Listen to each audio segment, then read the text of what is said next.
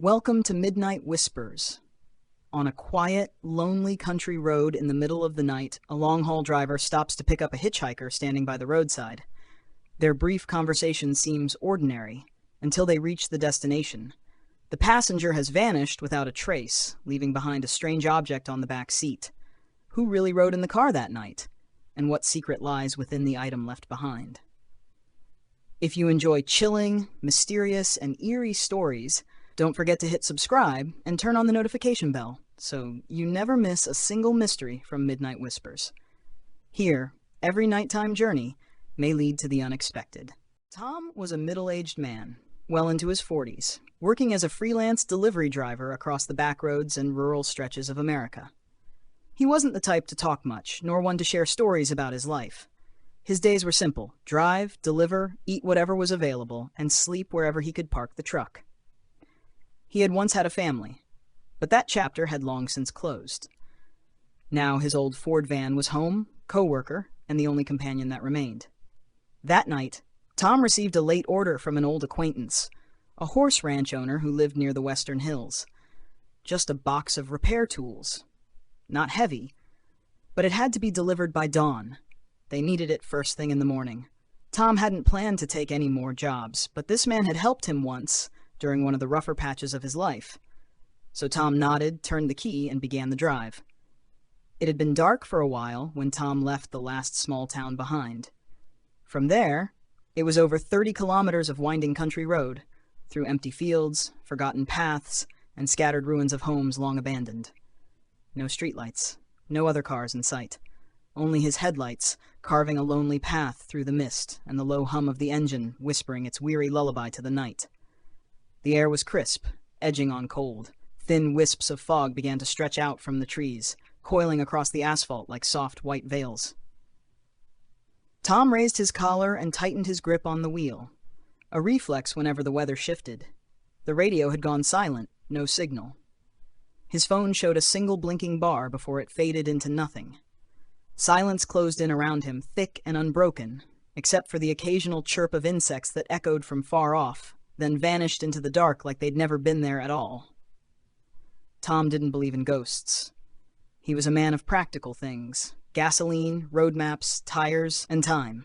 Stories about roadside spirits or wandering souls in these quiet lands. He'd heard them, chuckled at them, dismissed them as the kind of folklore that fades with the light of day. But tonight, something was different. He couldn't explain why a shiver ran down his spine as he passed an old bus stop. Just a broken bench and a rusted roof, half eaten by vines. Or why his fingertips felt numb with cold, even though the temperature wasn't that low.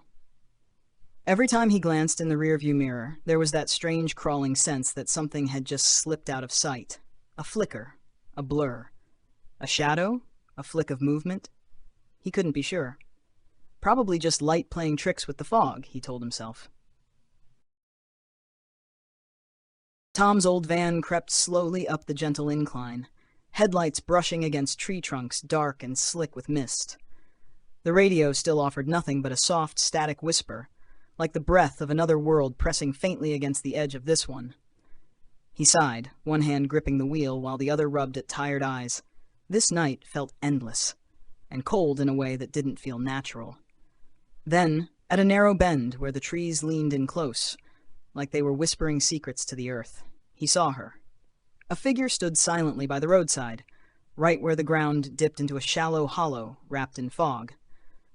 The headlights caught the hem of her faded white dress, lighting it up in stark contrast against the silver gray of the night. She didn't wave with urgency like the hitchhikers Tom had seen over the years. She simply stood there, one hand raised, softly. Not pleading, not indifferent. It was more like a question without words. Tom eased the brakes. The tires let out a gentle hiss as they met the damp gravel. He rolled the window down, and the cold came rushing in, heavy with the scent of wet earth, and something else, something faint, like wilted white flowers. The girl stepped closer. She was thin, her hair fell long over her shoulders. Her face was pale, without makeup, without expression. Like she had stepped out from an old photograph, its colors long since faded. Her eyes met his, not sharply, not intrusively. They looked through him as if searching for a memory he didn't know he had forgotten. Then she spoke. Her voice was low, soft, and deep, like an echo from the bottom of a cavern.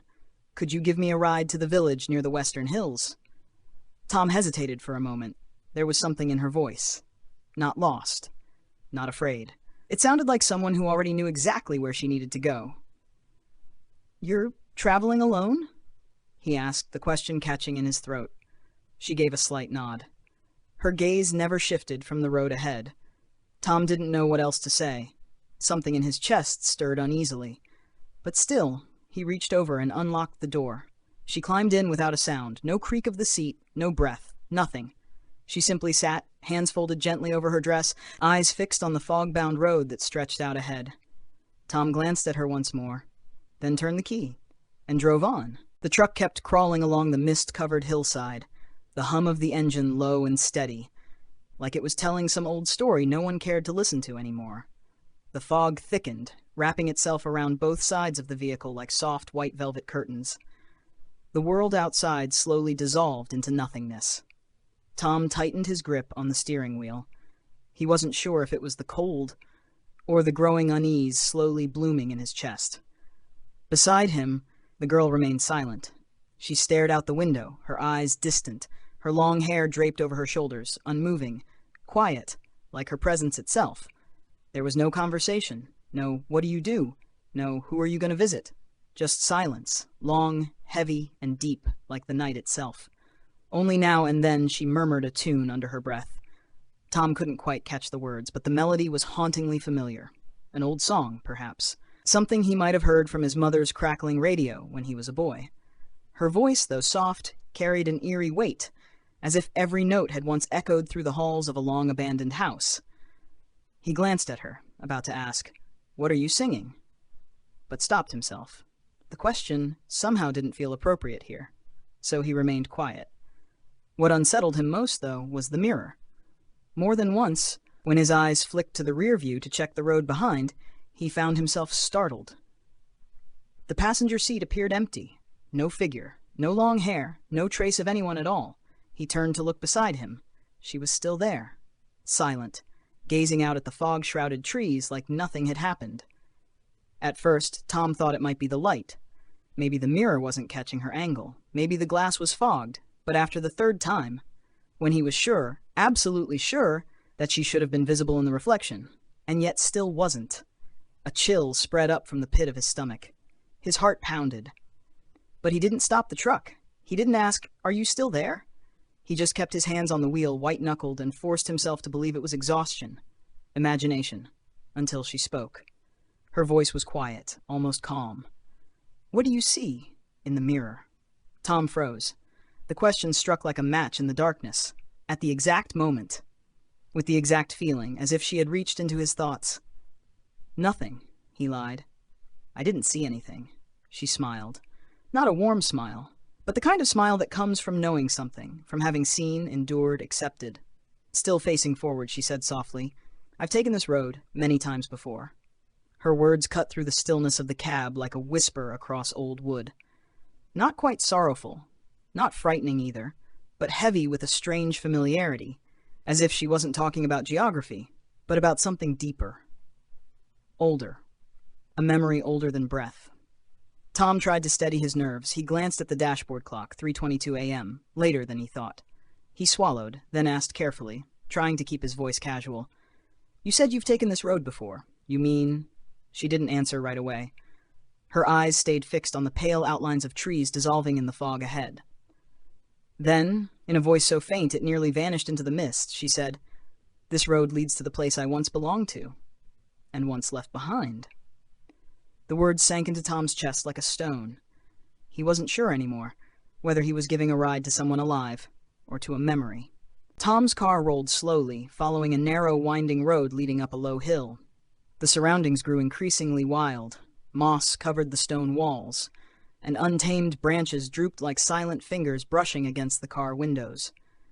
Tom said nothing, his eyes carefully watching every clump of grass, every trembling shadow under the car's dim headlights. The girl beside him remained silent, her eyes seemingly drawn into the void ahead, making the quiet heavier than any words. Eventually, the car reached a dilapidated old house, almost entirely consumed by nature. Its stone walls were damp with moss, the wooden door rotten, hanging loosely on its ancient hinges. No lights, no sound. Tom took a deep breath, trying to steady himself, for the feeling inside him was growing harder to name. He gently pressed the brake and brought the car to a stop at the edge of the road. Before him, only the whispering trees and the night sky blurred by thick fog. He turned to the girl, intending to say, "We've arrived. You can get out here." But when he looked at the seat beside him, Tom suddenly flinched backward. The girl was gone. No sound of a door opening, no footsteps, no trace of her presence. Only one strange object remained on the back seat, a silver hairpin, glinting faintly under the car's interior light. Tom leaned down, cautiously picking it up. It was small and delicate, adorned with finely hand-carved patterns. On its surface he saw a faint inscription, Elizabeth, 1927. He blinked, his hand trembling as he held the pin tightly. Elizabeth, 1927? The words echoed like a voice from far away, and suddenly the space around him grew oppressively silent. Tom glanced around, the headlights illuminating the mossy wall across the road, then scanning the twisted shrubs swaying in the cold wind. But there was no one. He exhaled deeply, trying to dispel the unease creeping in. Opening the door, he stepped onto the dirt road. The night wind bit at his skin, carrying the damp scent of earth, grass, and aged moss. The silver hairpin in his hand felt heavier than ever. Tom looked at the crumbling house, part of him wondering if this was the final resting place of the mysterious girl. Suddenly, a gust of wind rushed past, causing the decrepit doorframe to creak. Tom turned back, wanting to call out to her, to ask where she was, where she had gone. But the words caught in his throat. He carefully slipped the hairpin into his coat pocket and walked toward the house. Each of his steps pressed into the damp earth, the rustling leaves and chirping insects blending into a quiet symphony of the natural world. Looking at the house, Tom suddenly recalled something the girl had said earlier. "I've walked this path many times before." And now it seemed she had returned to a place he had never been, where time had stopped in a fated moment. He stepped into the yard, the car's headlights casting a dim beam onto an old wooden table beside the wall. Covered in a thick layer of dust were various items, a cracked ceramic vase, a weathered leather-bound book, and a small wooden box. Tom sighed and looked around once more. Suddenly, at his feet, he spotted an old photograph, its corners torn, half buried beneath the dry leaves. He bent down and picked it up. The black and white image faintly showed a young woman with long hair, dressed in a simple white dress, her eyes sad yet gentle. Tom looked closely, and his heart suddenly tightened. The girl in the photo looked strikingly like the mysterious passenger he had just given a ride. And on the back of the photo, in faded ink, Elizabeth, 1927. He stood still, overcome by something beyond explanation. Was it a story lost in time, a lingering memory, or a restless spirit? Tom returned to the car and placed the photograph on the seat. At that moment, the car radio quietly came on, playing a soft classical tune, faint like a whisper from the past. He sat back in the driver's seat, still holding the silver hairpin. Questions swirled in his mind. Who was she? Why had she vanished so mysteriously? Had he just given a ride to a ghost? A soul still wandering? He looked up at the starry sky, muted behind the veil of mist. Tonight wasn't just a journey through a remote countryside. It was a passage through the thin boundary between present and past, between life and death. Tom knew he couldn't let the mystery go. He decided he would return to this place and uncover the story of Elizabeth, the girl who was never truly present on his journey. 1 week later, Tom returned to that desolate hillside, this time in daylight. A soft breeze blew, carrying the scent of wet grass and damp soil. He walked around the old house, asking the local villagers, but no one remembered a girl named Elizabeth, nor a small village west of the hill as she had described. Only one hunched elderly man seemed to remember the ruined house and a family that had vanished many decades ago. "It's a sad story," the old man said, voice trembling. "Elizabeth's family lived here long ago, but in 1927, she disappeared mysteriously. No one ever found a trace." Tom felt a cold shiver run down his spine. He asked, "Did anyone say she might still be around?" The old man looked deep into Tom's eyes and whispered, "They say the souls of those who never find peace still wander. Sometimes they need someone to help them let go. Tom nodded gently, his mind filled with unnameable thoughts. That evening, back home, Tom sat in his small room by the window, looking out at the night sky. The silver hairpin lay beside him on the table, its dim glow a constant reminder. He suddenly understood that his encounter with the girl wasn't mere coincidence. It was a crossing point between two worlds. A world where time, memory, and spirit intertwine in the vast silence of existence. Tom sat still, listening to the whispers of the night wind outside his window, as if a distant voice from the past was softly singing, "Don't forget me." The next morning, Tom woke earlier than usual. His sleep had been restless. Images of the mysterious girl, the moss-covered house, and the silver hairpin flickered and hovered in his mind like a dream that refused to fade. At times he thought he could hear a soft whisper by his ear. "I am Elena." Unable to sit still any longer, Tom drove back to the small village at the foot of the hill where he believed he might find clues to what had happened. The road into the village lay quiet in the early morning light, the breeze carrying the scent of damp earth and the songs of forest birds echoing through the silence. The small, ancient village, with moss-covered yin-yang tiled roofs, seemed completely removed from the modern world. The villagers lived slowly, quietly, and appeared distant toward outsiders. But their eyes grew more attentive when Tom asked about a girl named Elena, who had gone missing nearly 100 years ago. A middle-aged man, solidly built with sad eyes, hesitated for a moment before leading Tom to a wooden house on the edge of the village. "My grandfather used to tell stories about her," he said softly. "If you really want to know, you should talk to old Madame Tu, the last person who remembers clearly." Madame Tu lived in an old, simple wooden house, with decaying steps and windows cloaked in cobwebs.